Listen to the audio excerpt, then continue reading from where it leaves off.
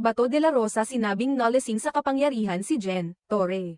Ayon kay Senador Ronald Bato de la Rosa, labis umanong inabuso ni Major General Nicolas Torre III, ang hepe ng Criminal Investigation and Detection Group, CIDG. Ang kanyang kapangyarihan ng arestuhin si dating Pangulong Rodrigo Duterte. Sa isang panayam sa DWIZ noong Sabado, ika-22 ng Marso. Ipinaliwanag ni De La Rosa na tila lasing sa kapangyarihan si Torre matapos ipatupad ang pag-aresto kay Duterte sa Ninoy Aquino International Airport, NAIA, noong ika-11 ng Marso taong 2025. Ang pag-aresto kay Duterte ay may kaugnayan sa kasong krimen laban sa sangkatauhan na nag-ugat sa kontrobersyal na kampanya kontra droga na isinagawa sa ilalim ng administrasyon ni Duterte. Ayon kay De La Rosa, bagaman malakas ang kapangyarihan ni Torre ngayon, may hangganan din umano ito. Wala namang forever dito sa mundo kaya may hangganan